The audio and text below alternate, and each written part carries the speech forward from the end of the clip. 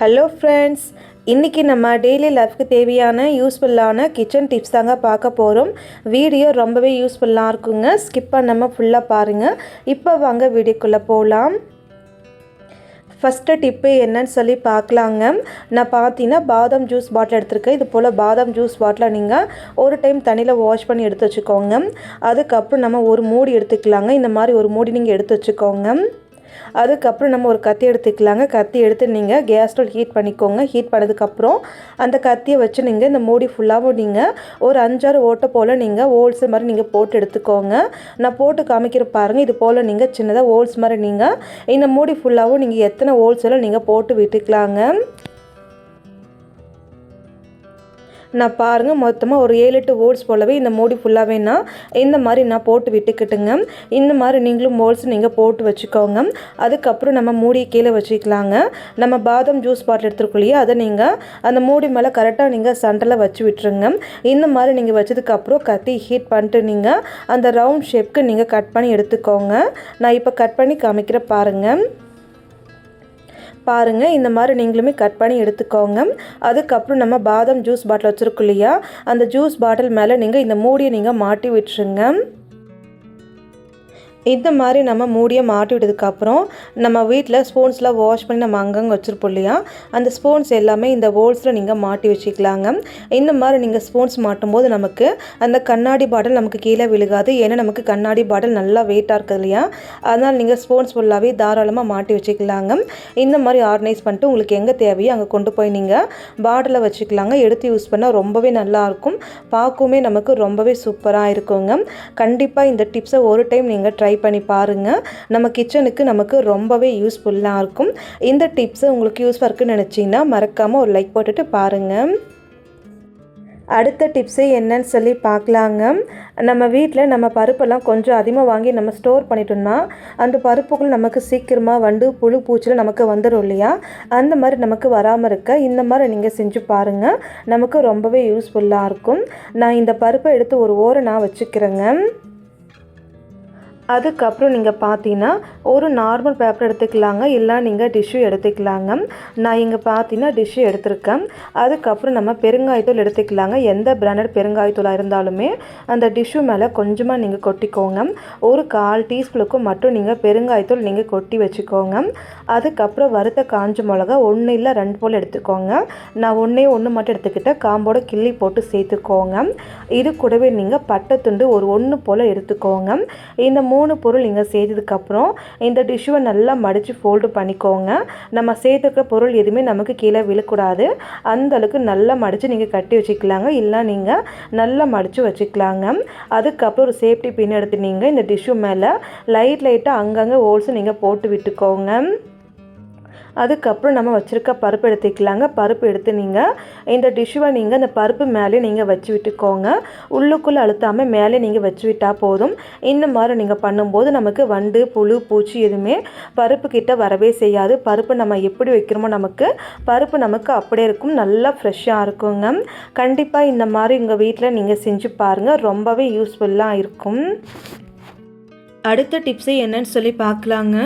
நம்ம வீட்டில் நம்ம காஃபி தூள் டப்பெல்லாம் வாங்கி வச்சு நம்ம காஃபி தூள் நம்ம யூஸ் பண்ணோம் இல்லையா, நம்ம அடிக்கடிக்கு காஃபி தூளை எடுத்து நம்ம யூஸ் பண்ணும்போது என்ன ஆகும்னா அந்த காஃபி தூள் நமக்கு ஒரு மாதிரி கட்டிக்குங்க.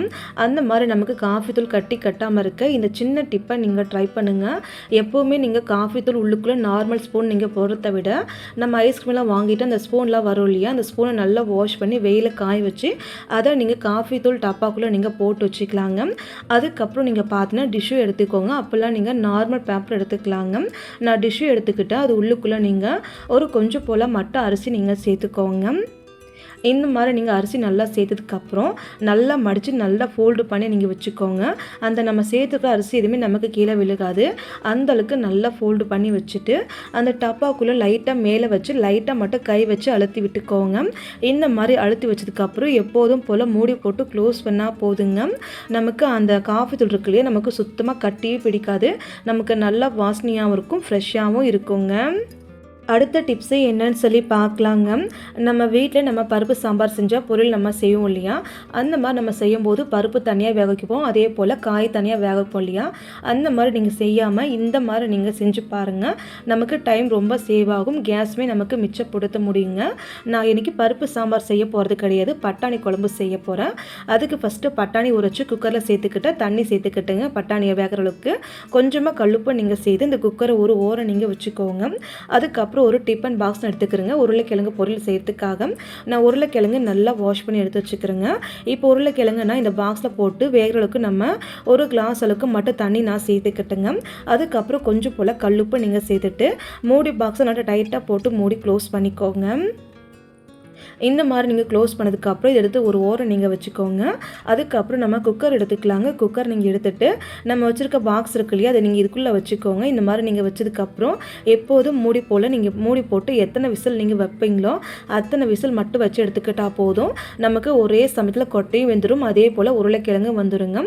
உங்கள் வீட்டில் நீங்கள் சாம்பார் செய்ய போகிறீங்க, இல்லை காய் வேக வைக்க போகிறீங்க, பொருள் நீங்கள் செய்ய போகிறீங்கன்னா இந்த மாதிரிலாம் நீங்கள் ட்ரை பண்ணலாங்க.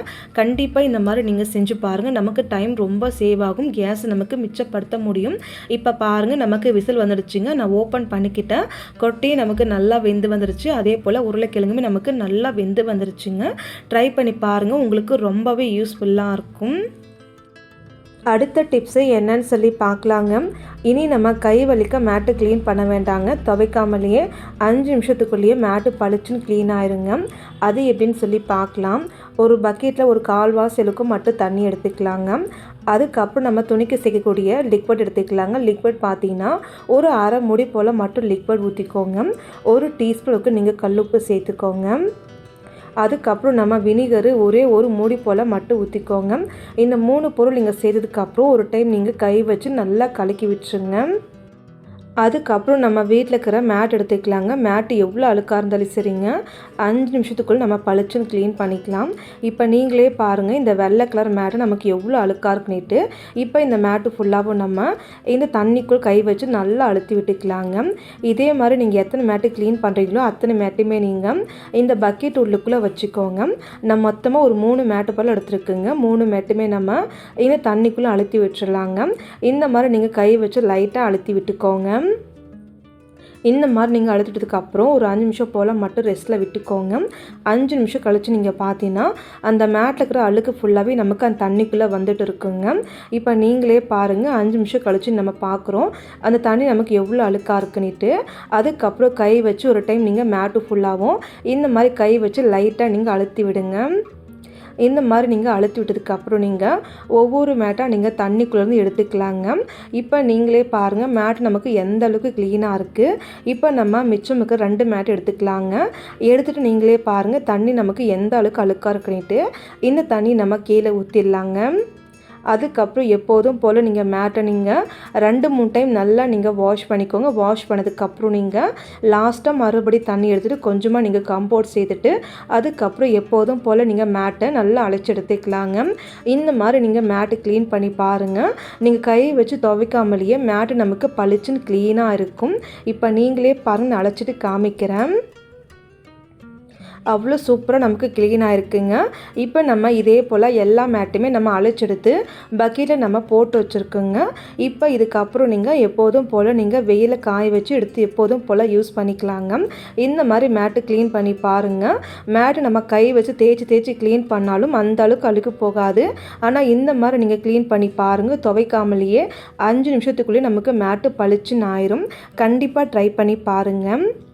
ஓகே ஃப்ரெண்ட்ஸ், இந்த டிப்ஸ் இந்த வீடியோ உங்களுக்கு ஏதாச்சும் ஒன்று யூஸ் இருக்குன்னு நினச்சிங்கன்னா லைக் பண்ணுங்கள், கமெண்ட் பண்ணுங்கள், சப்ஸ்கிரைப் பண்ணுங்கள், ஷேர் பண்ணுங்கள். நீங்களும் உங்கள் வீட்டில் செஞ்சு பாருங்கள். Thank you friends.